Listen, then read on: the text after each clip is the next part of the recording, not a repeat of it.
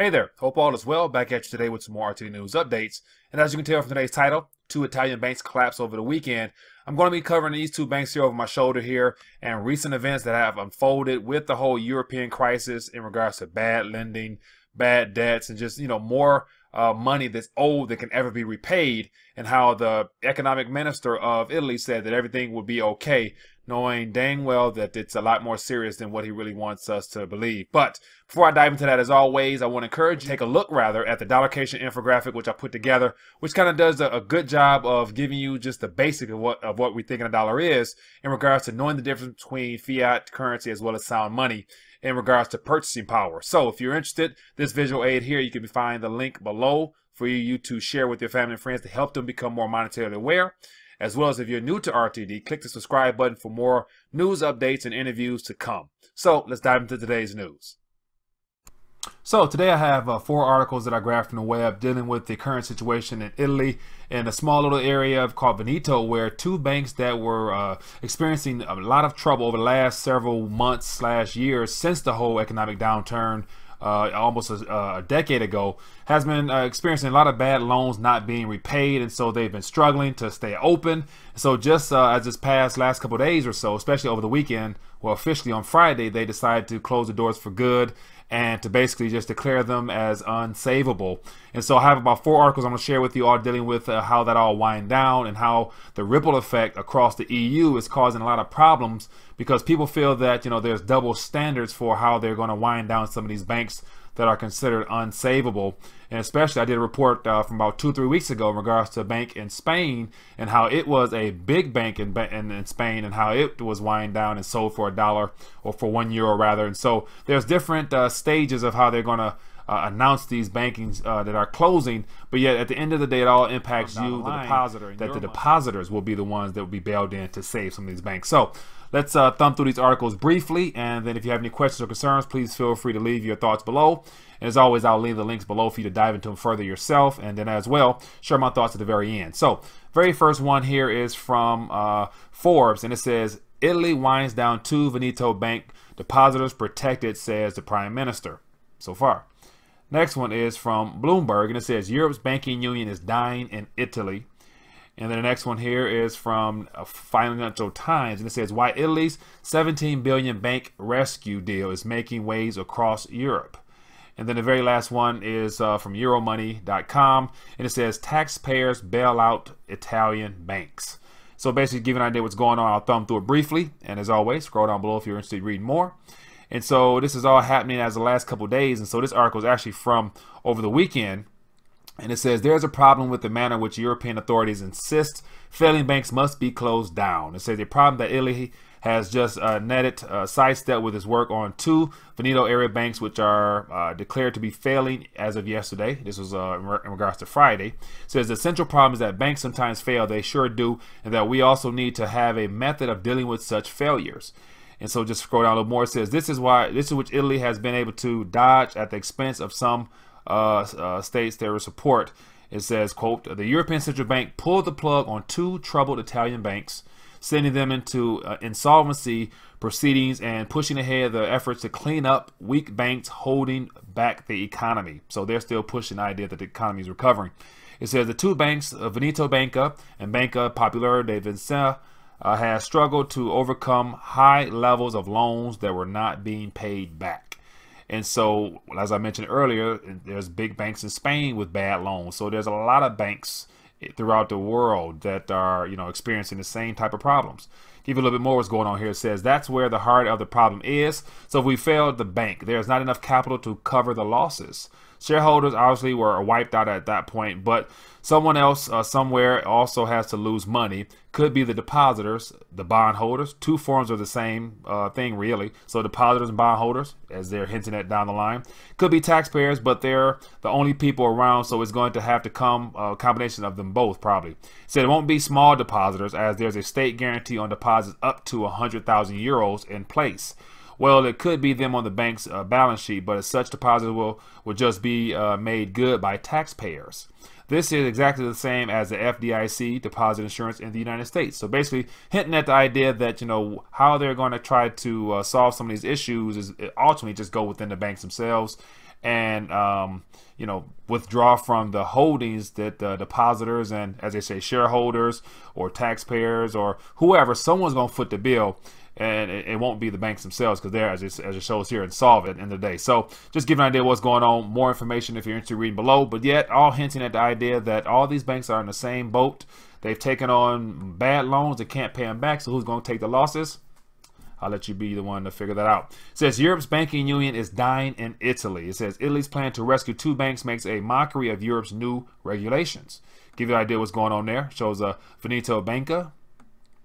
Says the Italian government looks set to put Veneto Banca and Banca Popolare de Veneza, two troubled regional lenders, into liquidation, selling off the goods assets to a rival bank for a symbolic price, probably €1. The toxic assets will be transferred to a bad bank, mostly funded by the government. So the government takes care of all the bad stuff, and another bank gets all the good stuff. Interesting. It says shareholders and junior bondholders would contribute to the rescue, while senior creditors would be spared. Right, senior creditors get spared. The rival bank Intesa San Paolo would be getting a great deal for a little risk, but for the Italian taxpayer and the credibility of the European zero financial regulation, the plan is to looser and should be stopped. It says the Italian scheme is radically different from the one put in place 2 weeks ago, when the Spanish lender Banco Santander bought Banco Popolare for €1. In that case, Santander also required Popolare's non-performing loans as well as the future legal risk. It also immediately went to the markets to raise capital to pay for it. So they went basically and borrowed money to buy a bank that's already having problems with paying back the debt that they are currently carrying. Doesn't make sense. So this plan is a slap in the face of Italian taxpayers, who, according to some estimates, could end up paying around 10 billion euros or $11.1 billion for it. The government could have taken a less expensive route involving the bail-in or senior bondholders. So once again, we have Bloomberg hinting at the idea of bail-in again for the senior bondholders. It says it chose not to. Many of these instruments are in the hand of retail investors who bought them without being fully aware of the risk involved. So once again, instruments, they're using the word instruments, meaning that those people purchase some type of financial instrument from that bank or from these banks with the idea of, lending them their money and in return getting some type of interest off of it, which is good to say they're not really getting, anywhere what they, would imagine the risk would be in giving them money if you're going to lose it all. But yeah, just, idea that they're saying that those people won't take the risk because they weren't aware of the fact that they could be in jeopardy. So interesting. Next one here is Financial Times. It says why Italy's 17 billion bank rescue deal is making waves across Europe. So here shows a picture of these 2 banks here, Banco Popolare and the other bank. And so give you an idea what's going on here. It says the rules seemed clear after anger at the EU taxpayers had to meet the cost of bank rescues during the financial crisis, and any more failing bank lenders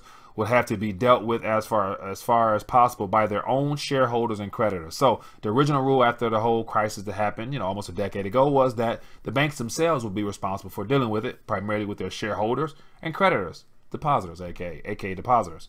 It says, but 17 billion of Italian government money committed at the weekend to deal with the 2 failing regional banks seem to float that idea. It says here we have an examine why the rescue of these 2 banks is reverberating in Rome and Brussels and beyond. It says what is the difference between a liquidation and resolution? It says under the EU rules, stricken banks are put into resolution, a legal process that hands sweeping powers to regulators to decide how to safely wind them down. It says the law known as the Banking Recovery and Resolution Directive, BRRD, aims to protect taxpayers from having to bail out banks by making creditors, including senior bondholders, liable for the losses. In the case of the Italian Banks Single Resolution Board, the Eurozone agency responsible for dealing with banking crisis decided resolution was not warranted in the public's interest because their failure was not expected to have a significant adverse impact on the financial system. But as I wind this down, the main thing to take away from these articles and this whole idea of keeping your eyes on the banking system is the fact that there's going to be a lot of small banks in Europe as well as here locally in the United States that are experiencing trouble, being that they have very little assets in the form of reserves handy outside of all the bad loans and things and that they got themselves caught in early on with this financial crisis that happened in 2008, 2009. So all those things are still haunting a lot of these banks, and so they're experiencing major problems. And we're in an environment where a lot of banks aren't able to make money, and so you can't continue to just tax people and charge astronomical banking fees and things like that to keep people's business, being that a lot of people aren't really interested in borrowing because everyone's kind of tapped out. It's not much disposable income going around these days for most people. So the banks are losing money, and so they're experiencing problems. So that means that everyone's realizing that banks they have caused more problems than they've done good for the economy and for the world in general and our monetary system. And so the banking system is in trouble, and it is going to be something that will, by the end of this year, really begin to unravel. And there'll be a lot more articles on banks that are, going under. And when it comes to rethinking the dollar, here in the United States, we have two big to fail banks that are bigger than they were prior to the crisis in 08 and 09. And so when the stuff starts to unfold here, all the regional banks here locally will be impacted the same way these little small banks are as well, because they all intertwined. They're all in the same system of having to basically operate on holding other people's money. So I believe that the dollar, your deposits, and everything else is in jeopardy, because that all of this is the same. Everyone here is looking for ways to make money, but yet debt is too high, and so there's no real way to make money anymore. There's nowhere to really grow our economy, in my opinion. So just want to take a minute and share these articles with you on the whole situation in Italy. Let me know your thoughts. I would love to find out about more institutions that are having problems that you may be aware of. Other than that, look forward to bringing you more news. Until later.